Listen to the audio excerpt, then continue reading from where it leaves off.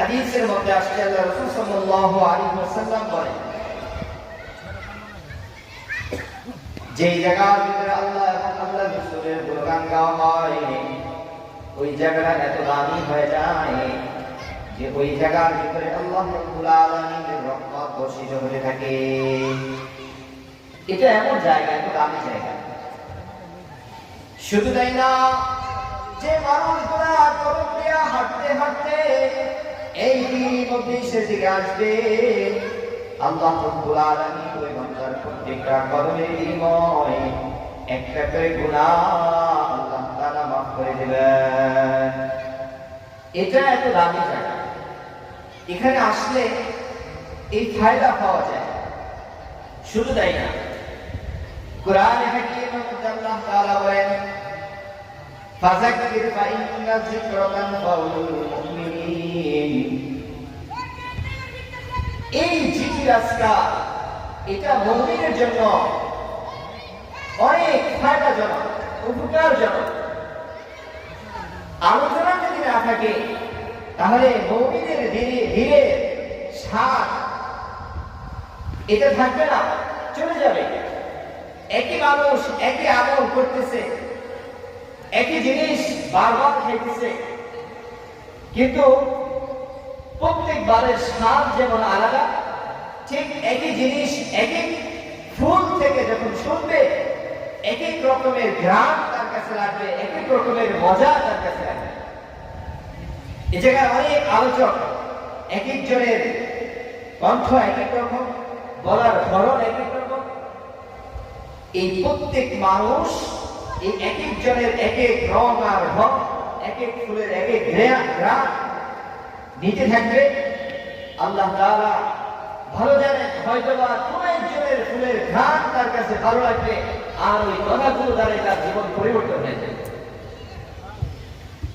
এজন্য এটা তো দামি জায়গা। এই জায়গা আপনাদের যারা উপহার দিয়েছে তাদেরকে সার্বিক সহযোগিতা আপনাদের করা উচিত। কেন? তারা আপনাদের ঈমান বৃদ্ধির একটা জায়গা তারা তৈরি করে দিয়েছে। কোরআনে হাকীমের মধ্যে আল্লাহ তাআলা বলেন, ওয়াইযা তুলিয়াত আলাইহিম আয়াতুহু যাদাতুহুম ঈমানা। আল্লাহ তাআলা বলেন, বান্দা যখন কোরআন কারীমের তেলাওয়াত শুনতে থাকবে, আল্লাহ তাআলা বলেন ওই বান্দার ঈমান বাড়তে থাকবে। ঈমান বৃদ্ধি করা একটা জায়গা হলো এটা। এজন্য এটাকে খুব দামি, মূল্যবান মনে করতে হবে, গরিমত মনে করতে হবে। এই সময়কে আল্লাহ রাব্বুল আলামিন যে হায়াত নামক এক দৌলত দিয়েছেন, এই হায়াত নামক এই দৌলতকে কাজে লাগাতে হবে।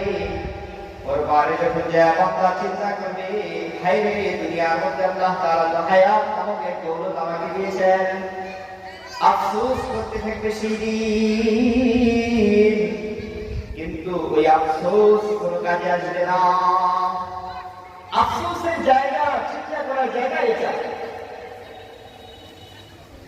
এই জন্য আল্লাহ তাআলার সাথে বান্দার সম্পর্ক ধরতে হবে। আর এই জায়গাটাই হচ্ছে সেটা যেখান থেকে বান্দার সম্পর্কটা যেন আল্লাহর সাথে জুড়ে, বান্দার মহব্বত ভালোবাসাটা যেন আল্লাহর সাথে বাড়তে থাকে, এই জিনিসটা এই জায়গা থেকে তৈরি করে দেওয়া। কোরআনে হাকীমের মধ্যে আল্লাহ রাব্বুল আলামিন বলেন, ও হাবিব আপনার উম্মতদেরকে জানায়া দেন, দুনিয়ার মধ্যে যেমন একজন মানুষ আরেকজন মানুষের থেকে ভালো আপ্যায়ন পেতে হলে যেমন তার সাথে সম্পর্কের প্রয়োজন হয়, পরেও যদি আপনার উম্মতগুলো আমার কাছ থেকে ভালো আপ্যায়ন পেতে চায়, তাহলে তারা যেন আমার সাথে ভালো সম্পর্ক করে, আমার সাথে যেন ভালোবাসার সম্পর্ক গড়ে।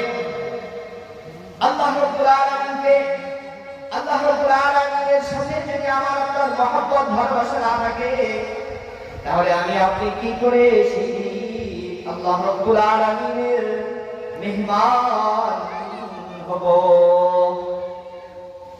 এই জন্য আল্লাহ তাআলা বলেন, আপনি আপনার উম্মতদেরকে জানাবেন, আপনার উম্মতরা যারা আমার মহব্বত করে আমাকে ভালোবাসে, আল্লাহ রাব্বুল আলামিনকে মহব্বত করতে হবে, ভালোবাসতে হবে।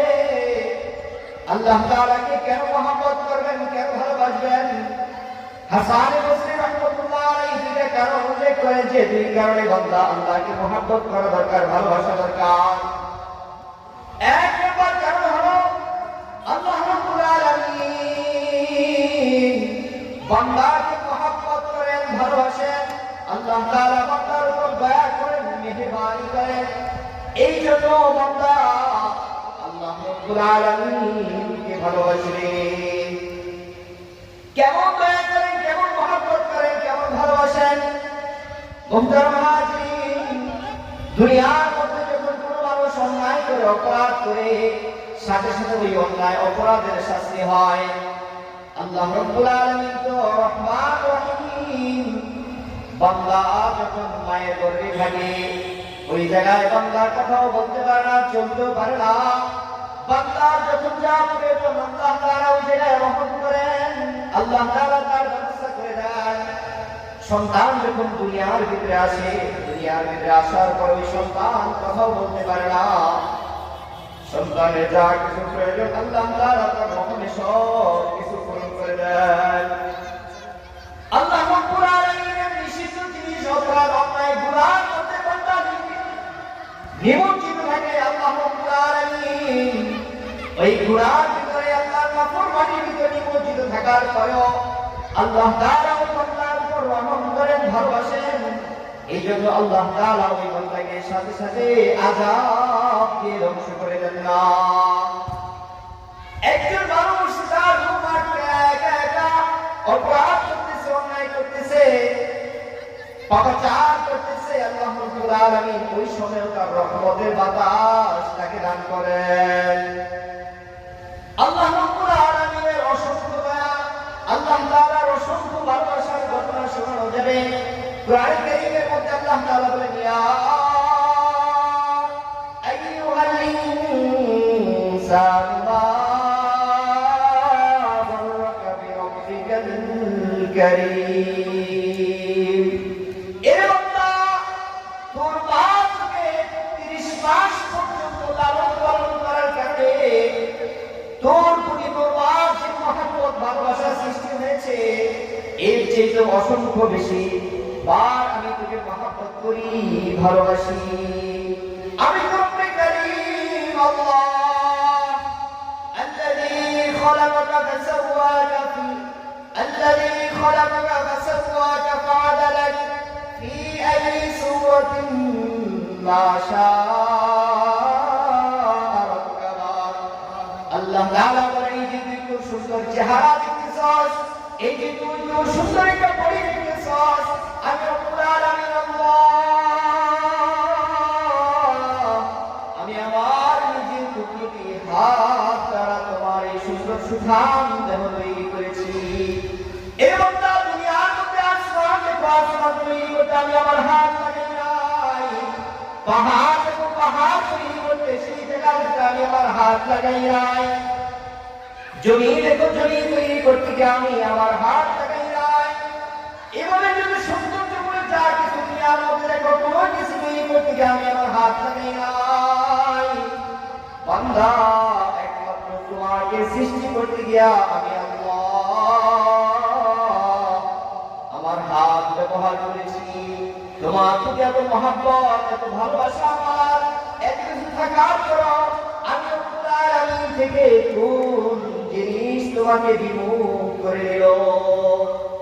এত ভালোবাসেন আল্লাহ তাআলা। তাহলে আল্লাহকে মহব্বত করব, ভালোবাসবো। দুই কারণের এক কারণ হলো আল্লাহ আমার প্রতি রহম করেন, দয়া করেন। আল্লাহ রাব্বুল আলামিন আমাকে মহব্বত করেন, ভালোবাসেন। দ্বিতীয় কারণ হলো আল্লাহ রাব্বুল আলামিন আমাকে সৃষ্টি করেছেন। এই যে আমার এই হাত, এটা আমার মা দেয় নাই, আমার বাবা দেয় নাই। আমার এই চোখ, এটা আমার মা দেয় নাই, আমার বাবা দেয় নাই।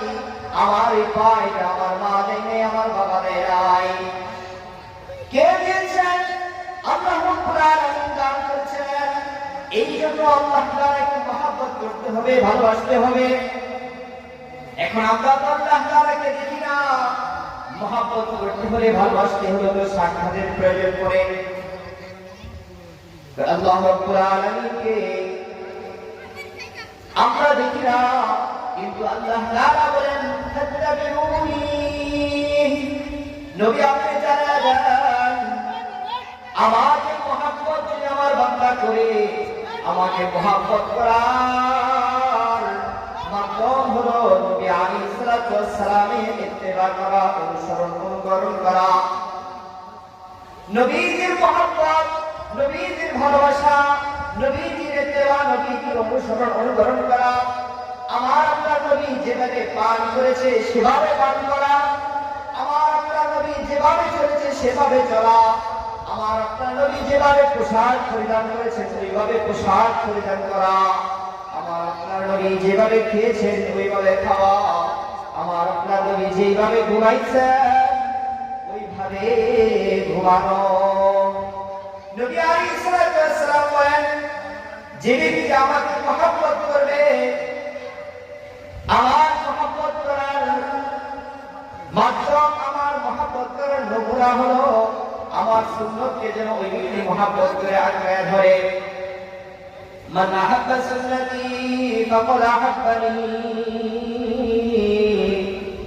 ওয়া মান আহাব্বানি কানা মাই ফিল জান্নাহ।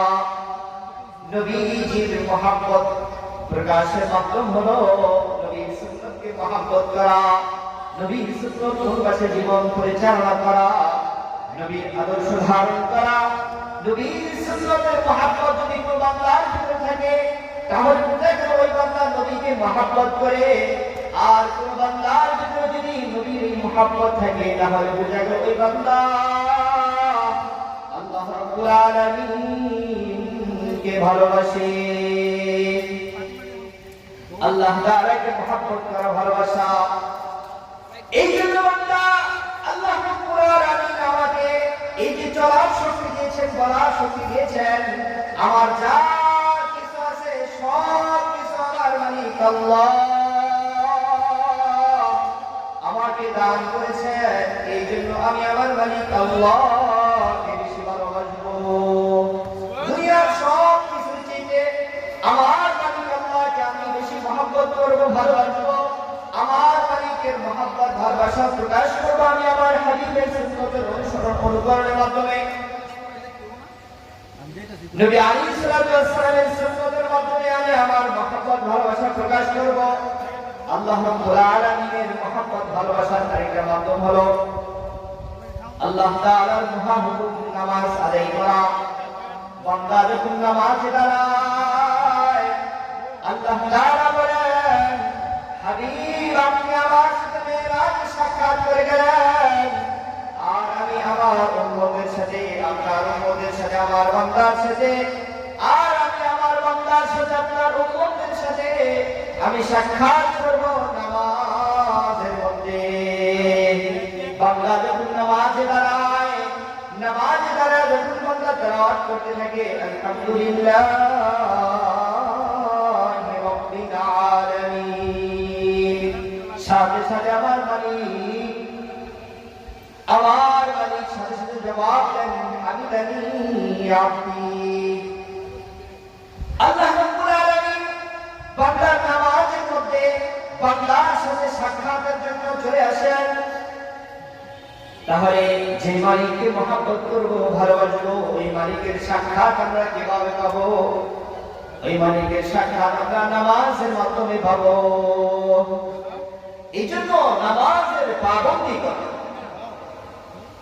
নামাজের পাবন্দি করতে থাকা।